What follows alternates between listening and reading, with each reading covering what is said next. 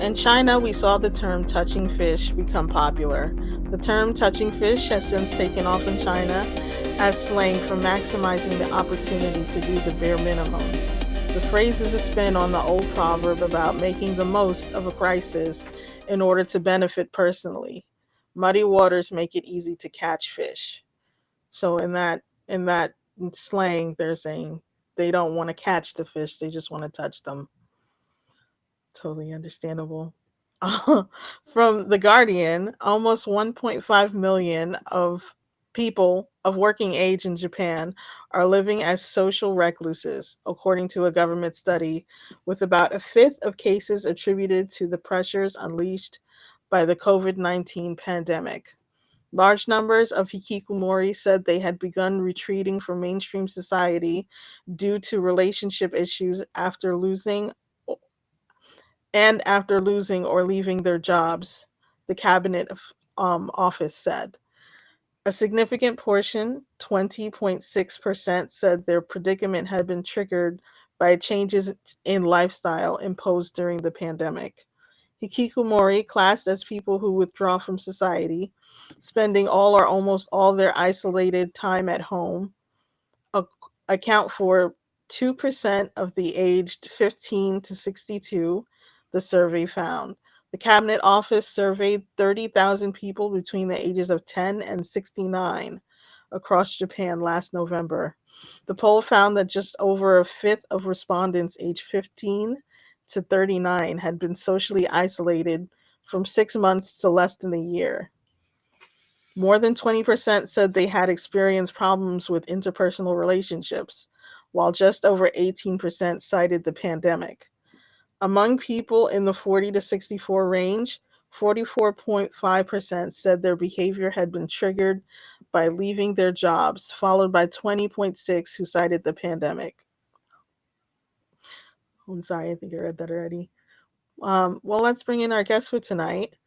Therapist in private practice, specializing in neurodivergent therapy as well as focusing on masculinity, Quique Autrey.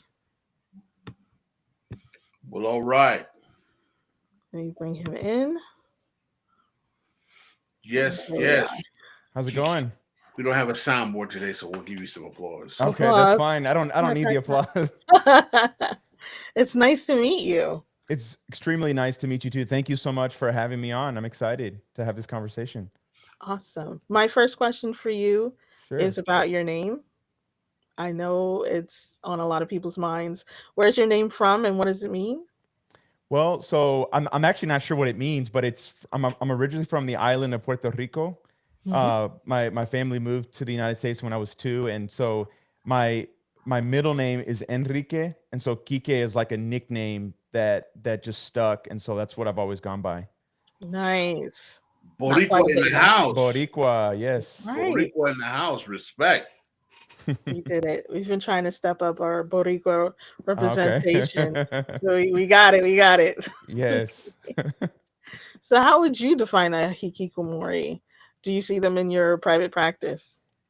So I do to a certain degree. So there's this scholar in the Pacific Northwest in the United States, Alan Teo. I think I mentioned him in the article, and he talks about the hikikomori as being on a spectrum. And Hmm. so while I've never worked with someone that is completely socially isolated, and that's kind of how I understand the hikikomori, they're like shut-ins to an extreme degree. I work with men who would be shut-ins completely if their parents allowed that. But I end up working with guys who don't work, stay at home. As one author put them, they're stay-at-home sons. And Mm. that's meant to be a little funny, but it's actually quite tragic in some ways as well.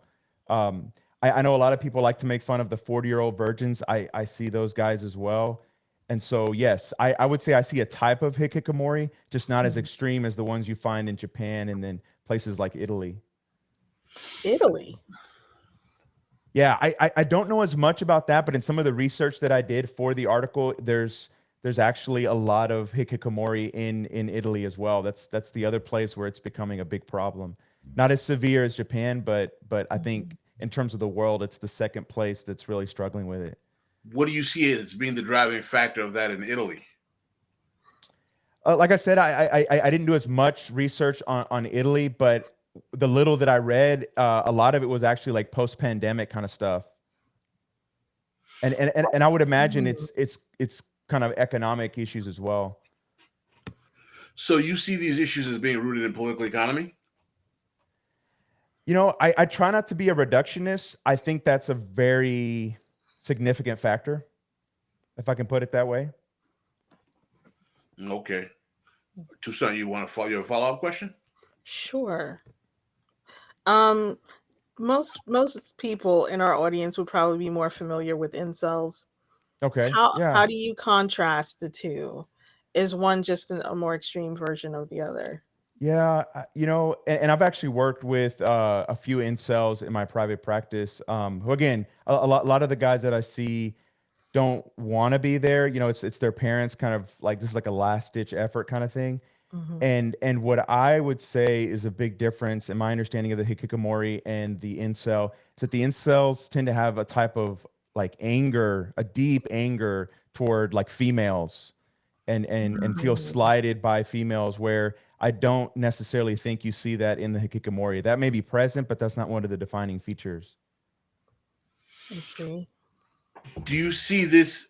What kind of cross-generational phenomenon are we talking about in terms of the range of this is happening?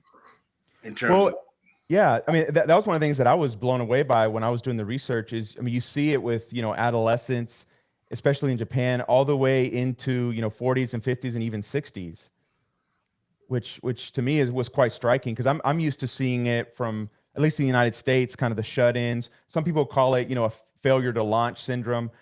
16, 17 to late 30s and early 40s. I didn't realize it was going deep into the 50s and 60s.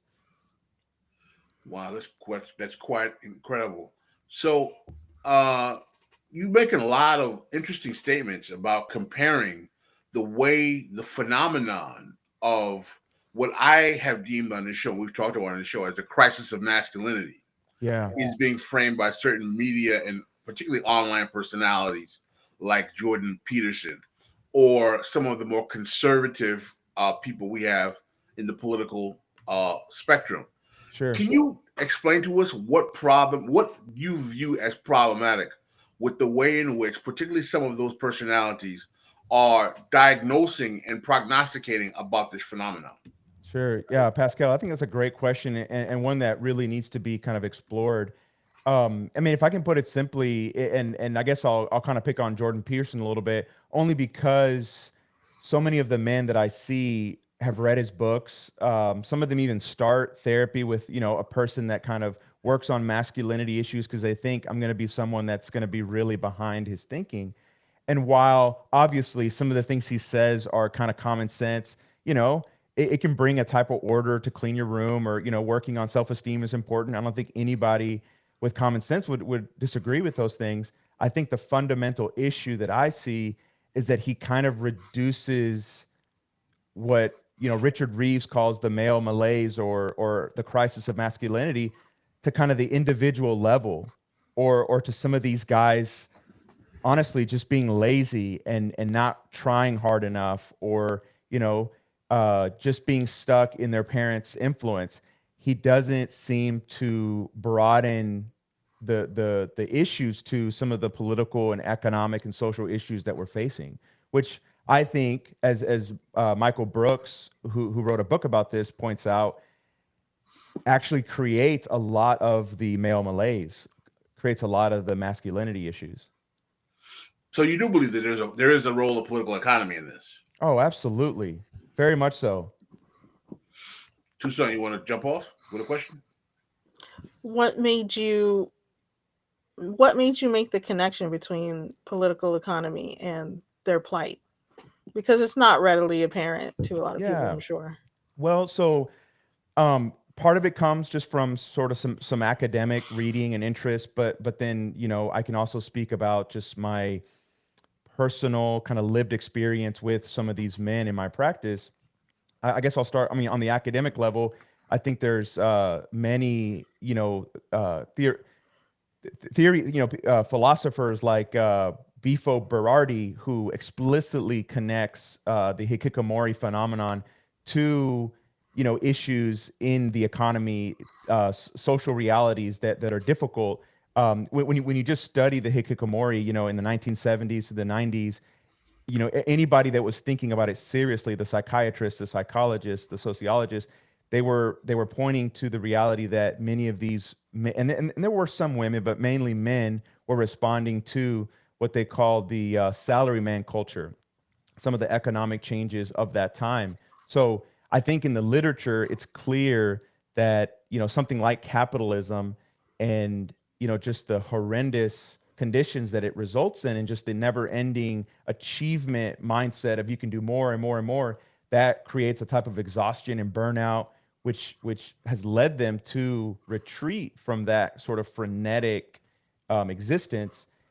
And then in my own private practice, I can't tell you the amount of times I've had guys who are in their 20s, maybe even 30s, who, you know, look at me and said, I just never felt like I could live up to all the cultural expectations around a specific track in terms of college. And how in the hell am I going to, you know, be in all this debt and then go to a job that's going to basically, you know, rob me of my soul and my joy. And so they sort of just decide to opt out. And I'm not saying that's necessarily the right perspective or one that leads to any kind of flourishing, but I do see it rooted in kind of an economic exhaustion.